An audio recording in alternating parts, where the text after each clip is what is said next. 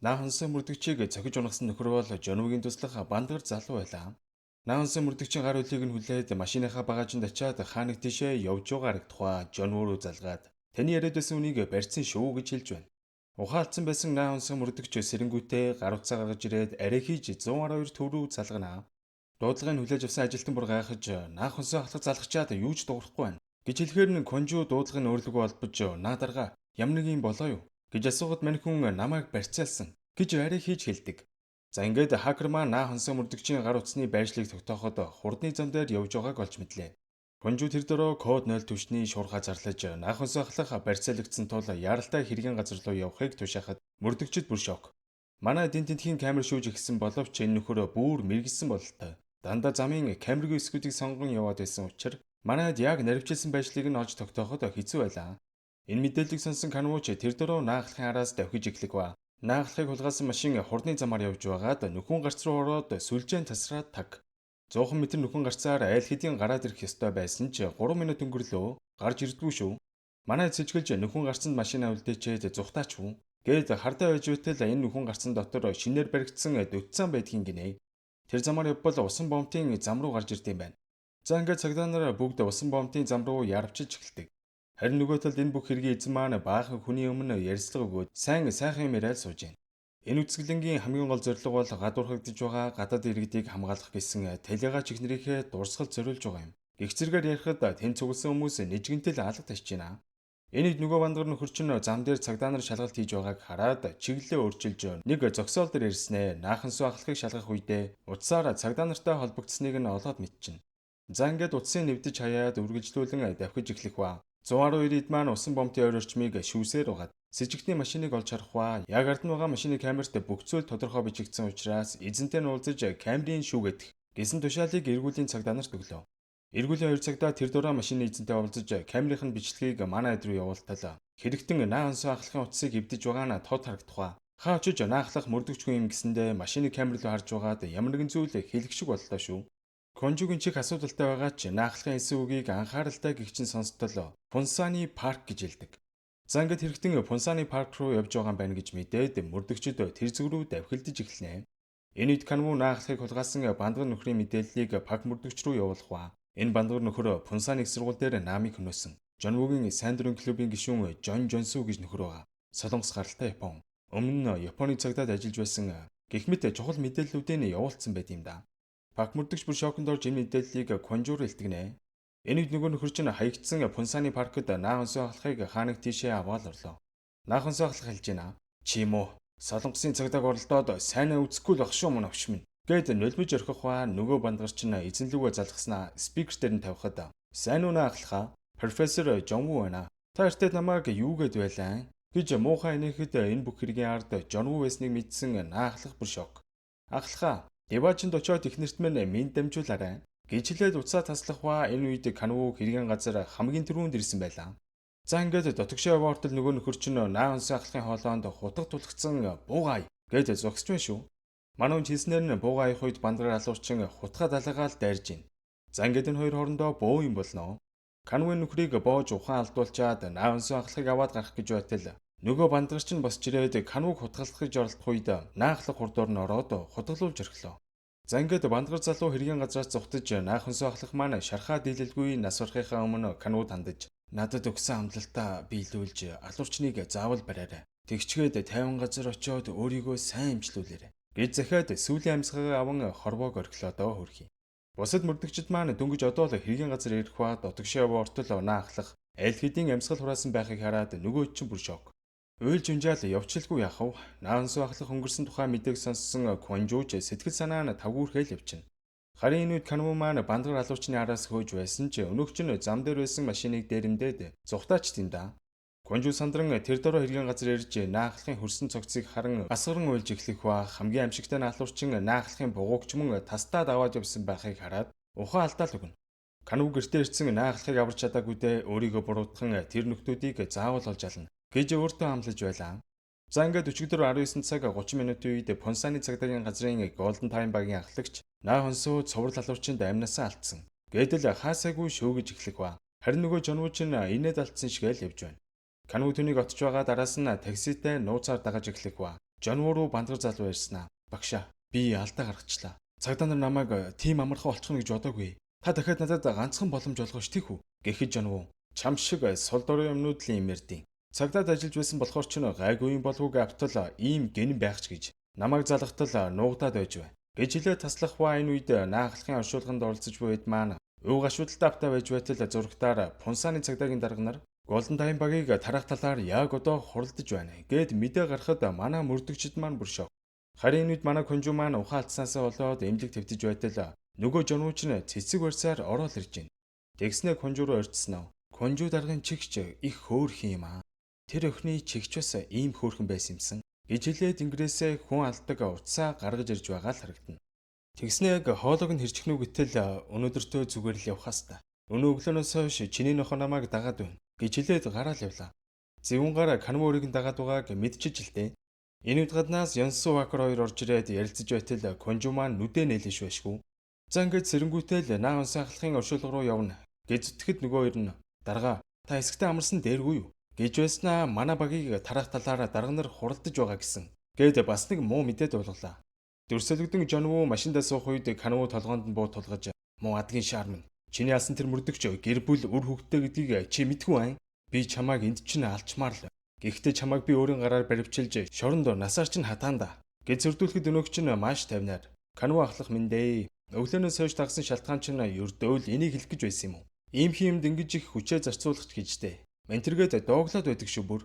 Тэгснэ Канвуугийн аавын гарт амиалтсан Михо охины нэрийг дурсаж байгаа нь Канвууд маш хажин санагдсан ч цагдаа ирж таарах хайн заваа амтэн урдчлаад цагдаа дутчих. Канвууч тэр дороо гараа зухтаа чинь. Конжу наахлахын оршуулгын эсэл дээр ирж сүүлчийн замд нь өдөж өгөх бөгөөд сэтгэл нь нилээн өвдөж байгаа нь ойлгомжтой. Голден Таймд маань бөөндөө ярилцаж явах үеэр паг мөрдөгч Канвуугаас ирсэн мессежийг бусдад харуулах ба энэ бүх алхмын ард Пунсаны их сургуулийн профессор Жонвуу байгаа шүү. Болгоомжтой байгаарай гэж бичсэн байлаа. Үүнийг харсан Конжу энэ мэдээллийг багийнхан дотроо хадгалаарай. Би даргаас хугацаа өгөхийг гуйгаатгая гэж хэлээд оршуулганд оролцож байсан дарга дээр очиж дарга та манай багийг тарах шийдвэрээ дахин болцож үзээчтэй. Ядаж 7 хоног өгчих. Бид нэр хэрэгтнийг заавал барина. Тэгэхэд дарга нь уурлаж би ганцаараа шийдвэр гаргадсан биш дээ. Дарга нар танаа багийг тараа гэсэн. Гэд нүүрэхгүй байсан ч Конжу гуйгаад харна 3 хоногийн хугацаа өгөхөр болж энэ хугацаанд хэрэгтнийг барь. Эсвэл өөр хилцс рүү тараашуул гэж авч байна. За ингээд манайд хүндхэн даалгаварт унчлаа. 3 хоногийн дотор Жонвуугаас хэрэгтний нотлох баримтыг хайхаар тэр дөрөв ажил руугаа буцаал явцгаалаа. Канвууныг үл бүтэх нөхрийн офис руу явж ирсноо бандгуур залуугийн зургийг харуулж энэ нөхрийн талаар мэдгээл. Үгүй бол нүдий чинь ухан шүү. Би цагдаагаас гарцсан алдаад байх юм алга. Гэж замд хэлэхэд мань нөхөр тэр манайд хэд хэдэн удаа ирж исэн. 7 хоног болгоны лав гарагт 8 цагт ирж бэлэн мөнгөөр бооцоод тавьдیں۔ Өнөөдөр лав гараг штэ. Орой ирэх бах гэж хэлнэ. Харин энэ үед Сүнжин группийн Ким захирал цагдаагийн газраас гарч ирээд муу хүмүүсийг дагж буруу зүйл хийсэндээ гимшиж байна. Алуурчин барихад бүх талаараа туслана гэж телевизээр ярилцлага өгч байгааг хараад Жонвуугийн зэвүүрч өөрсдөө дурандаа авчаад их солиорж байх шивдэ. Гэж амдаа өглөх ба мань нөхрийн утсан дээр худалдан авагчдынх нь бичлэг бүр байд юм биш.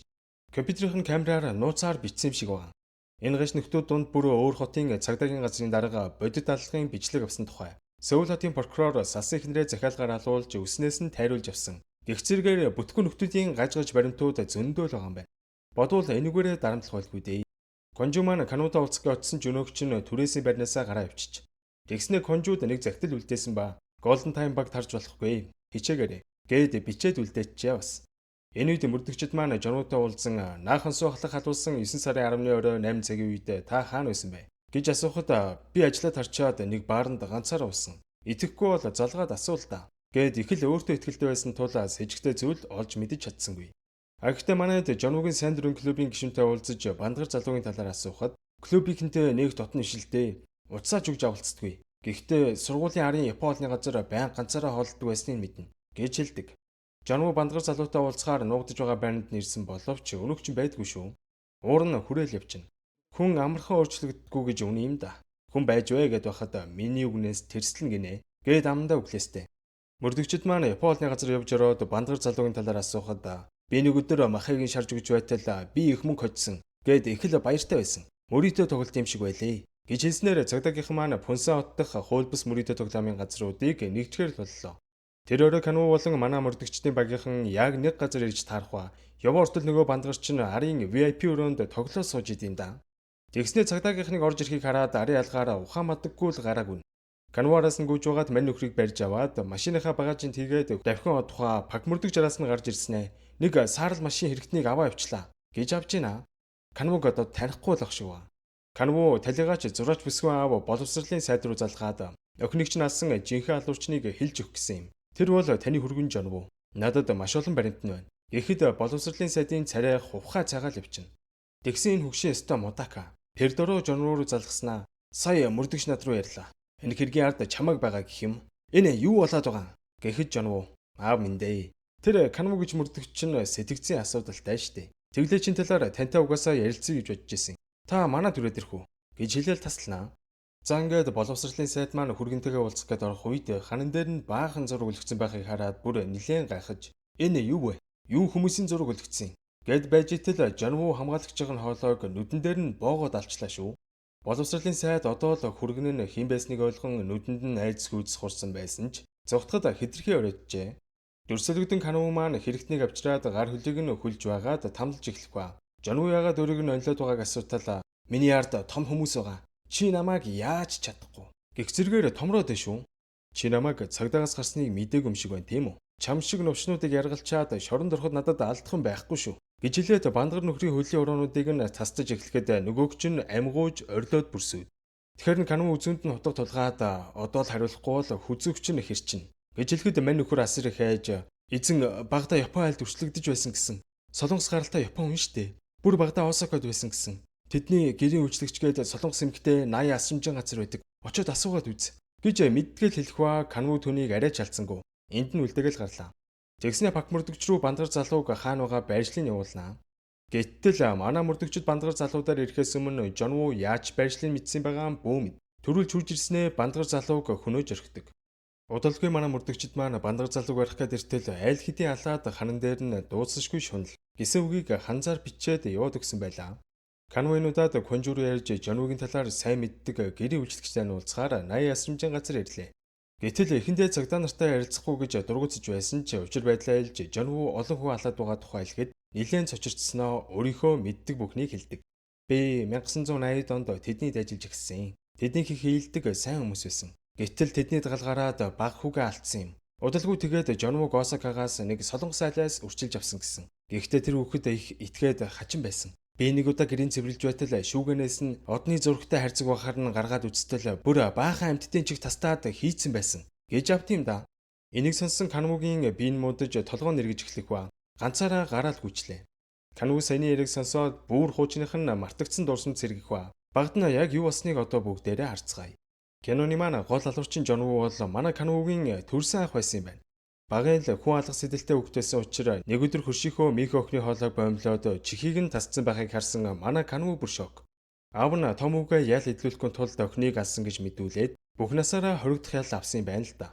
Энэ бүхнийг мэдсэн Канву бүр шоконд орж машин авнаад явах гэтэл Конжу тавьшруулах гэж хийжсэн ч тоосонгүй машин авнаал давхиж одлоо.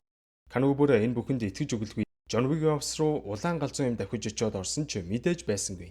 Конжу артаас нь дагж ороод Канву чи яах гээд байгаа юм бэ? Би тэр новшиг одоохон олоод өөрийн гараар зүйл тусгана. Гэд бахар нь Конжу түүнийг тайвшруулж чи ингэх юм бол наахонсоо ахлахын өхөл хэд жирэггүй зүйл бол дуусна. Ямар ч нөхцөл байдалд байсан бид бол цагдаа шүү дээ. Яагаад цагдаа болсноо хизээж битгий мартаарай.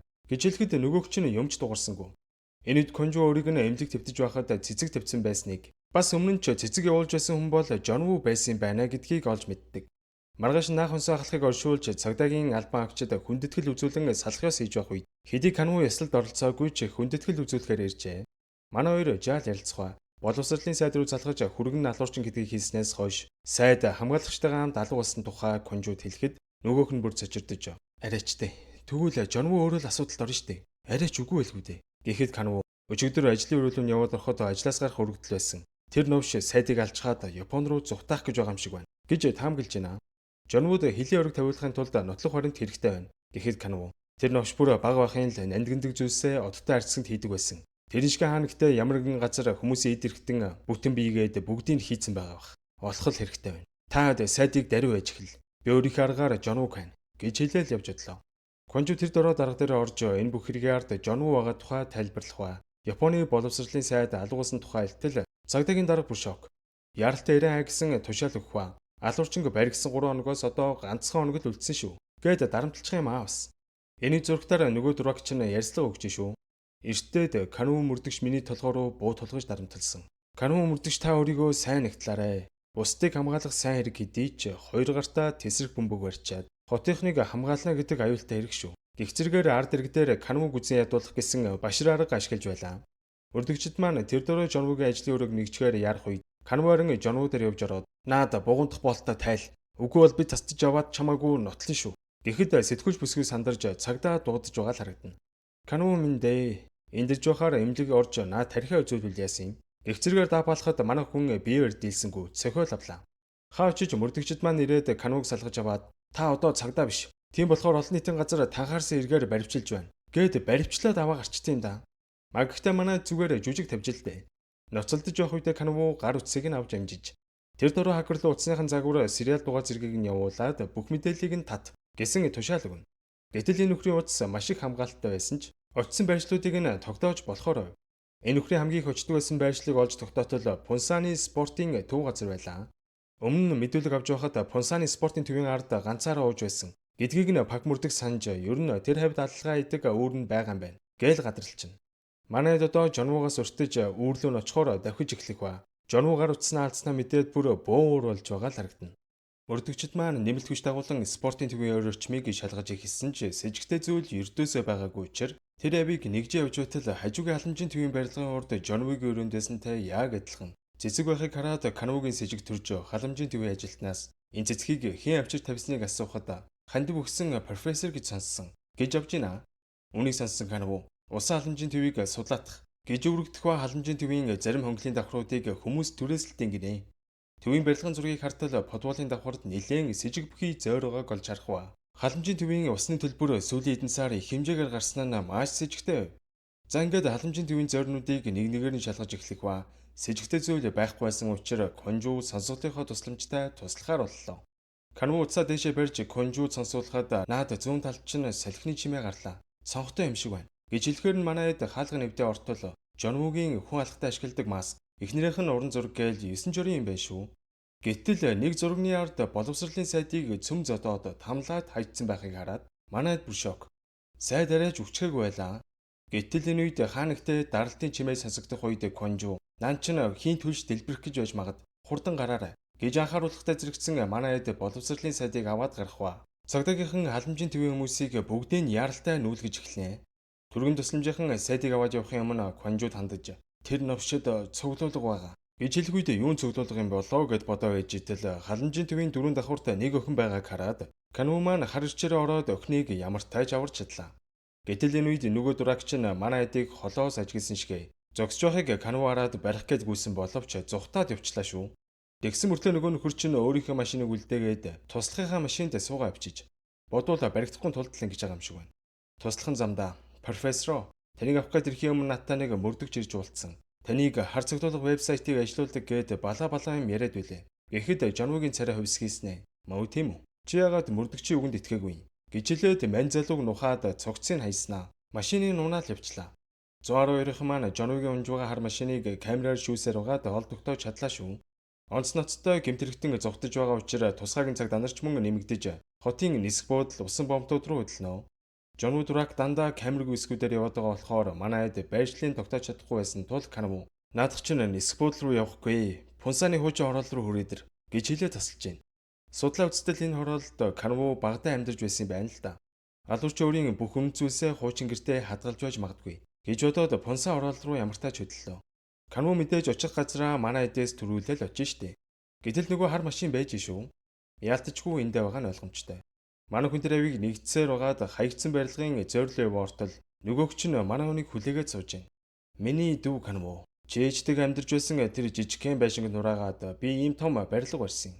Чи санахгүй байж магадгүй л дээ. Би Михаог алж чихийг нь тасцсан тэр өдрөө ойд нуугдаж байтал аав намайг олцсон. Тэгээд намайг уучих гээд нойрны юм холцсон сүү өгдөг байгаа. Унтаж байхад аав намайг ойн дундах гүнзгий худаг руу авч утсан. Тэгээд намайг худаг руу шидсэн. Тэрний дараа аав баривчлагдаад бид нар худагтаа гацаад үххээс өөр гарцгүй болсон. Намайг гүнзгий худгаас гарч чадахгүй л гэж бодсон юм шиг байна. Би хумсаа унтал худгийн аннаас зур сарваад гарч ирсэн. Тэгээ яхаа мэдгүй зогсож байхад их гой цэцэг харагдсан шүү. Би чамайг хэн нэгнийг алаасаа гэж их хүссэн юмсан. Гэхэд Канву урлан Жонвог буудах гэж байхдаа занганд орж хөлнөөсөө дүүжлүүлж орхино.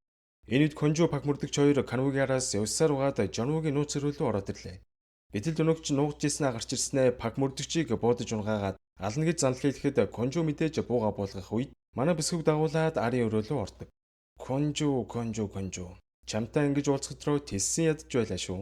Олон эргэтнүүдийг барьсан чиний энэ ид чидтэй чихийг цуглуулгандаа нэмэх юмсан гэж ямар удаан хүлээвэ. Гिचлээд Конжугийн чихийг тасдах гээд зүсж эхлэхэд цус гарсан Канвугийн маань өвчин хөдлөөд болохоо байлаа шүү. Тэгснээ бүр Конжуга барьж аваад хоолойг нь боож алах шахсан ч бие барин Жонвог барьж аваад ноцолдоод эхэлнэ. Канву ялдчгүй мөрөндөө буудулсан болохоор Жонвууд дийлдэж хоолойгоо болгоод унаад өгөх үед нөгөө өвчт чинь газар байсан хутгаа авснаа. Канву намайг хараад сайн сурж ав. Гиснээ Конжуг алах гэж оролдоход Канву өөрийнх нь утсаар хоолойг нь бомлон алах гэхэд намайг ал Канву чи эцэст нь алуурчин боллоо. Баяр хүргэе. Гээд даапалаад идэх шүү бүр. Яг нүд гаднаас тусгаагийнхаа орж ирээд Канву руу бууга чиглүүлж хамаагүй хөдөлгүүл буудсан шүү гэж анхааруулахад Канву маань үнэхээр бие барьж дийлсэнгүй. Хоолойг нь бомлон хөнөөх үед тусгаагийнхан түүнийг шүршиж орхино. Конжу мэдээж орилол явчихна. Саяхан наахлахыг алдсан. Одоо ингээд бүр хамтран зүтгэж байсан Канвуг алдахаар ямар өлөг байх вэ? Босод мөрдөгчд маань ч гаднаас орж ирээд Канвуг нас барсныг хараад бүр шок. Канву өгөхөөс өмнө бохир ус шиг амьдрснаас хүн хിവэрэ үхснэн дээр гэж хэлээд хорвоог орхино. Канвуг нас барсан тухай мэдээ авсан 112-ийнх маань ч бас шок. Маргааш нь цагдаагийн дарга Солонгос болон Японд цоврал аллага үлдэж хохирогчтой эд эрхтнүүдийг өндөр үнээр зарж борлуулдаг бүлгийн ард Солонгос гаралтай Японы иргэн Үү Жонву байсан тухай мэдээлэлж өөрсдийн шилдэг мөрдөгч До Канвуг харамсалтайгаар алдсан талаар нийтэд зарладаг. Амьд багт нь гадуурхаад байсан байж одоо нэг их магтаж гин. Golden Time-ид маань эмнэлэг дэмжлүүлж байгаа пак мөрдөгчийг эрг ирж байгаа харагдах ба. Манай Конжу маань эмчтэй уулзан чихээ үзүүлэхэд сонсгол нь баг багаар сайжирж байгаа сайн мэдээг дуулгадаг. Конжу маань алхах замдаа 9 шидийг бодон Канвуг дурсан алхах бөгөөд дахиж түн шиг мөрдөгч гарч ирэх болов уу гэдгийг бодон ажил руугаа алхаж байгаагаар voice цуврал маань ийхүү төгсөж байна. За тэгээ манайхаа voice цуврал маань уулна 4-р бүлэг гэж байгаа. Тэгвэл би өөрөө 4-р бүлгийг үзэхэд өмнөх бүлгүүдээс маш муу болсон байлээ. Тийм болохоор энэ нүрээд бүгдээрээ voice цувралаа дуусгая гэж бодож байна. Наадмын дараа бүгдээрээ цоошин өөр цувралаар эргээд уулзцгаая. За тэгээд таад маань сайхан надараа guys.